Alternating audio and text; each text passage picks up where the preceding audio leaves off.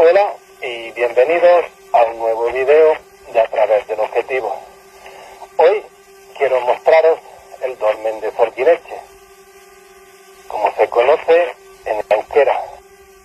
El dolmen de Arrizala se conoce desde antiguo, sin que se pueda precisar la fecha en el que fue descubierto.